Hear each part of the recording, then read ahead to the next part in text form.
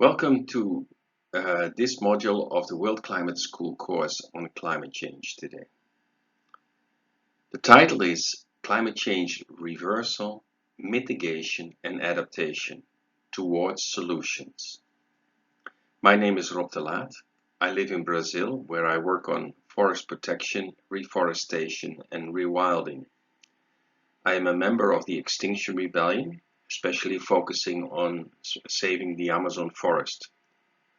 I am your teacher today. Thank you for being part of this course. So the question is, what kind of world do we really need? And what you see here before you is the famous Maslow pyramid. It describes the hierarchy of human needs. You first need to make sure your physiological needs are taken care of, like air, water, food, shelter, sleep, clothing, etc. Before you can come to the second range of needs: personal safety, health, work, property. Once those are met, we can work on friendship, caring for the family, and above that you'll see that respect, recognition, status, and at the top of the pyramid, the desire to self-actualize, like in wisdom and happiness, are all hierarchical needs. Why are we looking at that here? Because not only does climate change challenge our physiological and safety needs, it also points at what the world could look like if everybody would be able to develop themselves to their fullest. Since we need to do so much to overhaul our society to make it resilient for the future, we could try to build it as a fortification, but that would actually increase conflict, because we would separate ourselves from the ones who need different needs. You can never be fully happy if you see other humans or creatures suffering. We are all connected, so we need a happy world to be happy ourselves. Since we are redesigning the way we live, why not go for the best possible of worlds? Worlds where all creatures' needs are met, where everyone is safe, loved and respected, and where wisdom and happiness is reigning. So, with the challenge of climate change threatening our lives and livelihoods in the near future, we can ask ourselves the question, what world do we need? But maybe we can ask ourselves a better question, which is, what world do we want? Because actually the world around us was designed by us already to a large extent. Maybe it went a little bit on accident, but in as much as we can look around, all buildings, the way we are organized, cities, etc., food production, all were designed by us. So maybe we can look at the design of the world from a new perspective, the world that we want, not just one aspect of it, but the totality of it. But when we're looking at redesigning our world, we first have to keep in mind that the reason why we're in a mess is because we have not been able to understand that we are actually on a limited planet with limited resources. So the first step maybe we need to do is try to construct a life with more simplicity, not based on consumption and having, but based on happiness and being. Why not make our sense of purpose to make this world a better place, more beautiful place, worth living for our children and generations to come, an aim that really will give us pride and joy? Actually, I think we should see this planet as a place that is not ours, but that we are borrowing from future generations. And we should leave it better than the way we found it. So It's very important that we create a world where people and planet, nature, and our livelihoods, our economy are in sync with each other and work together in a way that is sustainable.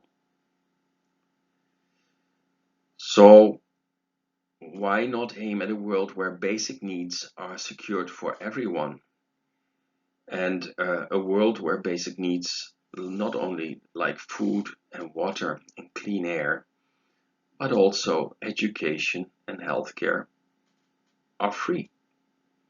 Is that so difficult to realize? I don't think so. And why don't we also create a world where we enjoy the song of a bird instead of the harsh sound of a truck belching smoke when passing us by with so much stuff? We need to understand that the world we are living in was created by us, so now we need to redesign it. Let us work at making a vision, creating a vision of a more beautiful world, because that is possible and that is the world I think we want. But before we start thinking about how to redesign a world in a way we want, we first and foremost need to remind ourselves that we are in a climate emergency. A tsunami of suffering is coming at us in the decades ahead of us if we do not reverse the damage. So first of all, we need to stop burning fossil fuels worldwide and even draw down CO2 from our atmosphere that's already overburdened and is already heating up our planet too much. But what a lovely job it would be to revive nature, for instance, or to revitalize and clean up our beautiful rivers. In the literature about climate change, we see the terms mitigation, adaptation, and resilience all the time. So let's take a look at what that means. Mitigation is the effort to soften the blow, to reduce the pace of climate change and the destruction of nature. Adaptation is doing the preparations for dealing with this hotter world, for more flooding, more drought, for sea level rise, for melting glaciers, the effects of climate change. And all these actions together, mitigation and adaptation, will make us more resilient as a society to the onslaught of our world getting more chaotic due to climate change and other crises that we're dealing with.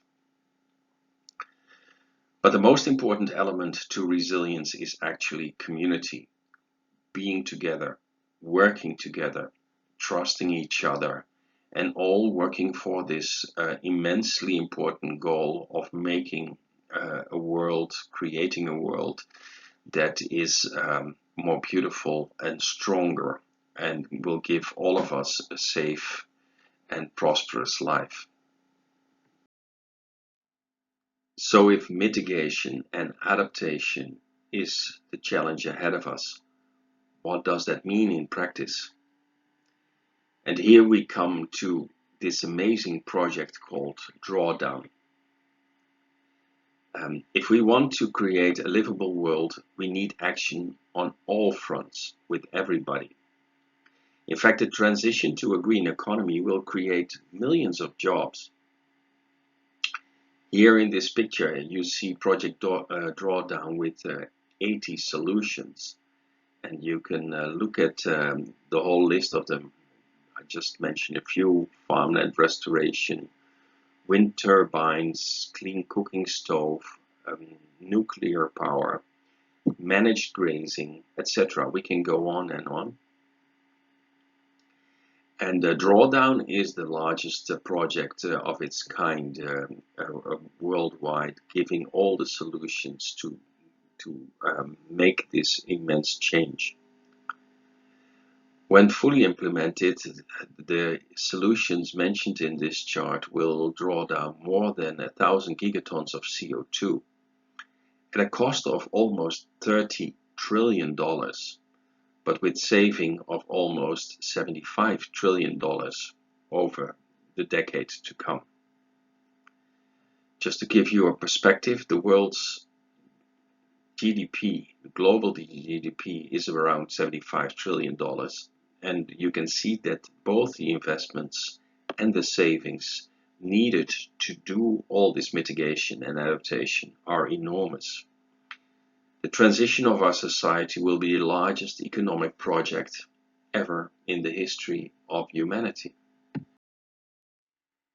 So we propose that after this lecture you will look carefully at the work done in this gigantic plan for change. Drawdown is the most comprehensive plan ever proposed to reverse global warming. The book was published in 2017 by Paul Hawken and gives a quantified range of solutions to mitigate the effects of climate change.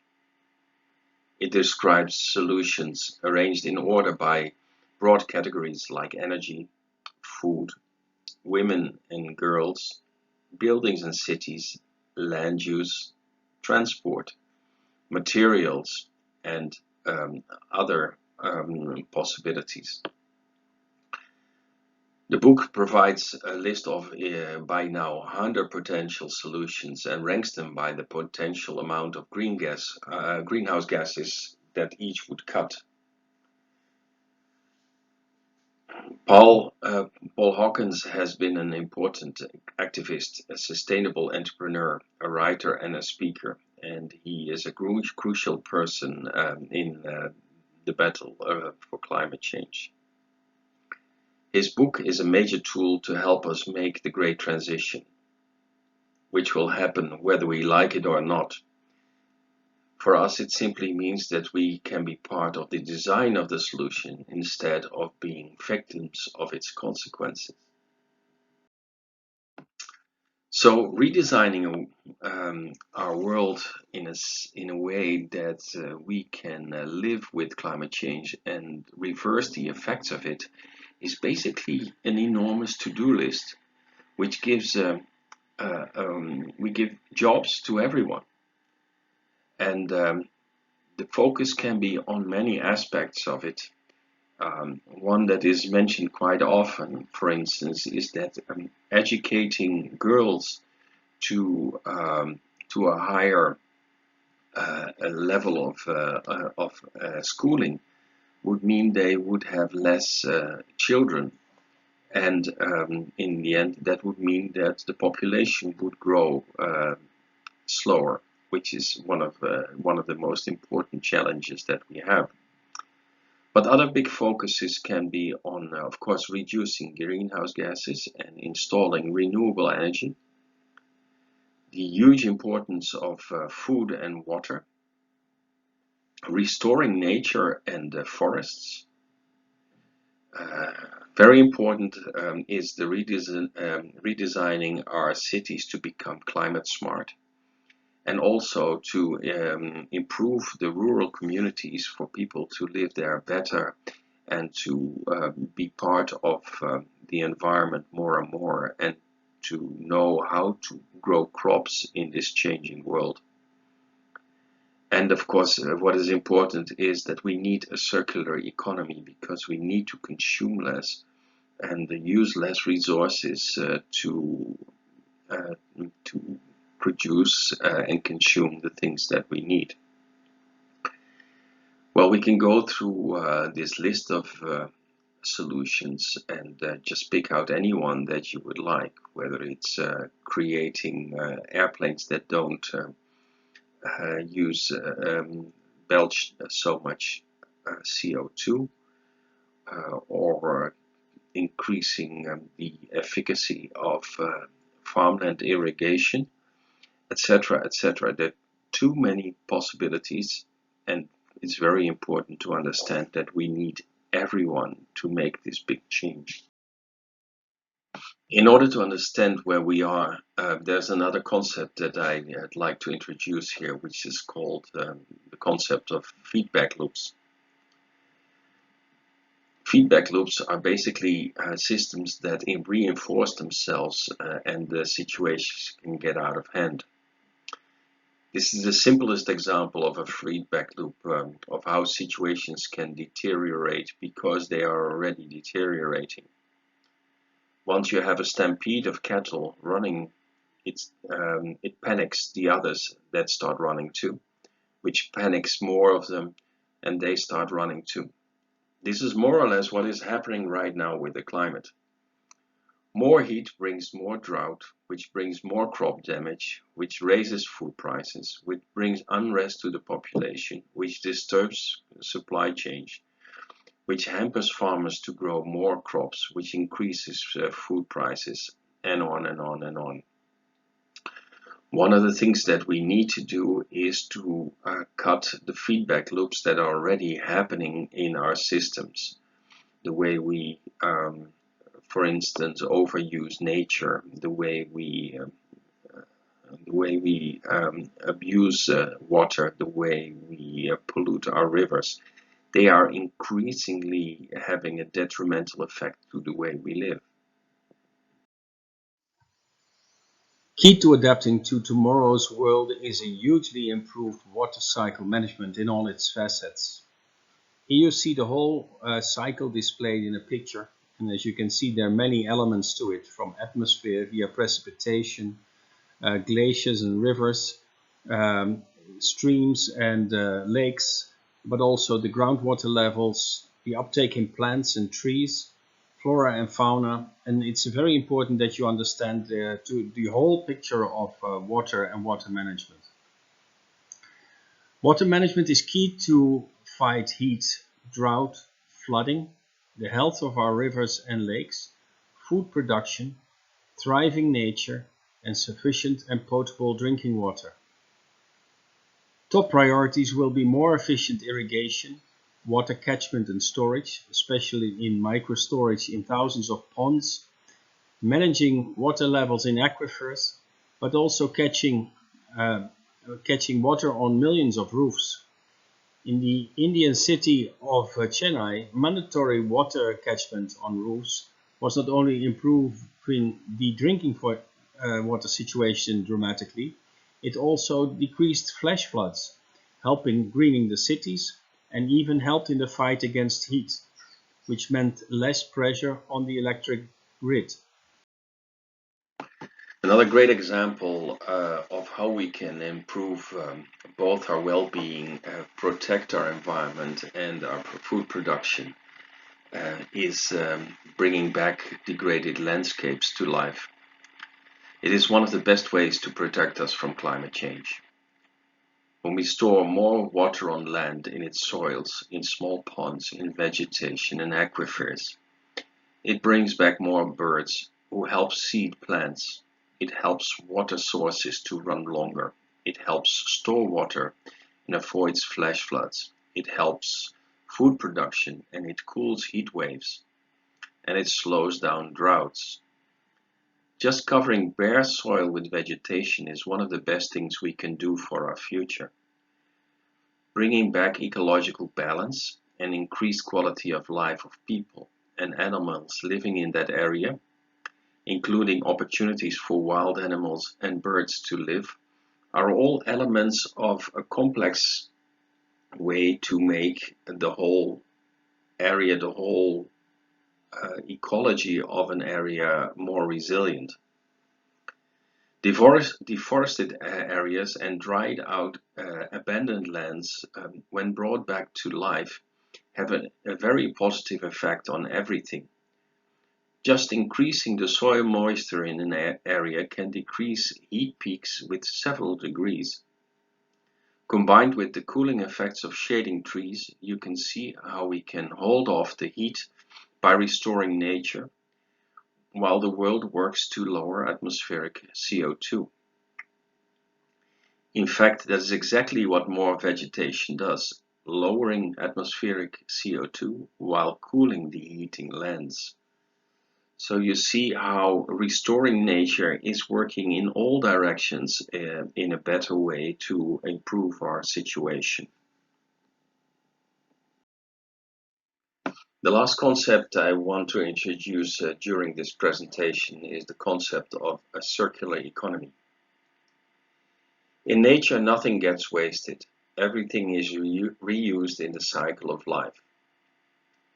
We humans can learn a lot from nature because now we are polluting our air. We are bringing respiration problems to the children and elderly because of this pollution. We are polluting our water, so it's too dirty for us to drink or even wash in. We throw away our garbage on big piles where they are poisonous stains in the landscape, polluting groundwater. It does not have to be this way. Um, we can reorganize ourselves to make sure that what nature does, we can do as well. First of all, we need to think with everything we purchase, do I really need it?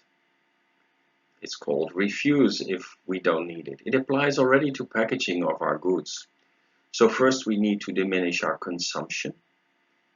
And then we have to see if we can reuse things. For instance, it's not difficult to make a washing machine that works for decades.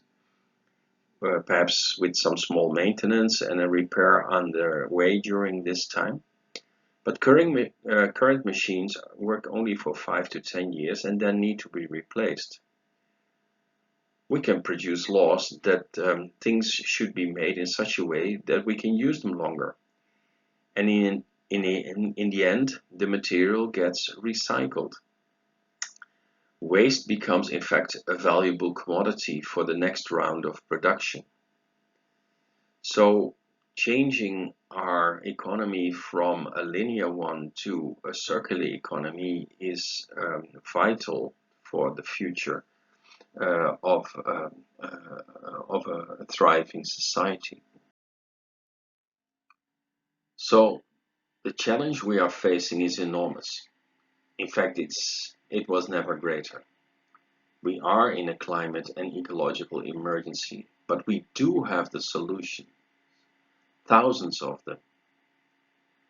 Once people know we are all in danger and also understand that together we can overcome this gravest of challenges, a lot of people will be drawn into an overhaul of the way we live, the way we care for each other, the way we care for our Mother Nature, our beautiful planet, and all the amazing creatures we share this wonderful world with. Climate change is threatening the lives of you and your loved ones, but it is also the best opportunity ever to create a more happy world. Together with our human family, if we all join our hearts, minds, and hands, we can not only avoid a tsunami of suffering and death, but we will get a much better world in return for us and for future generations. So, smile. It's not only necessary to protect our lives, it will also be the most wonderful project we could ever be engaged in. Thank you.